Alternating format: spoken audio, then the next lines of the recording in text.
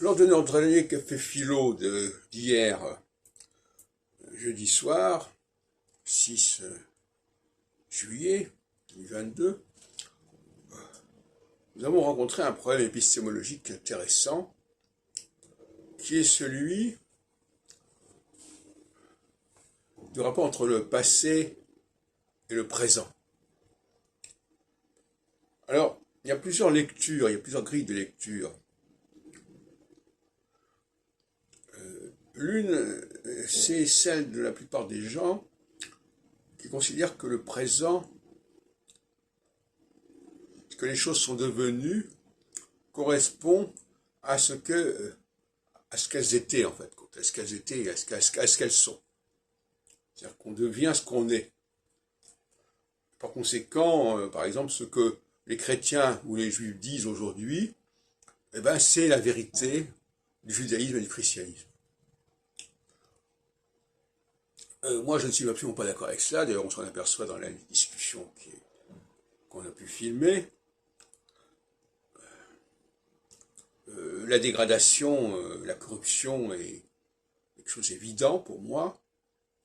Ce que j'appelle la surconscience, les discours, les accountings, ce que nous disons sur le monde, sur le passé, nos propos sur le passé sont très suspects. Et ils ne sont pas à prendre à la lettre, loin de là. Cela dit, j'ai émis, il y a déjà quelque temps aussi, un point de vue qui pourrait sembler opposé à celui que je viens de défendre, à savoir que le présent éclaire le passé. Ce que nous observons autour de nous, fondamentalement, il y a une sorte de constance par rapport au passé. Mais ça, c'est du domaine de la subconscience. Donc, il faut distinguer, selon moi, le fait que les textes peuvent se dégrader, les textes qui ne sont pas revenus peuvent se dégrader, et les discours aussi peuvent se dégrader d'une certaine manière, mais qu'il y a des réalités fondamentales qui, elles, sont constantes et qui sautent aux yeux, comme la différence entre les hommes et les femmes, comme le fait que les choses ne vont pas de façon linéaire, comme le rôle des Juifs dans le monde. Ça, ce sont des choses qui sont au-delà des textes.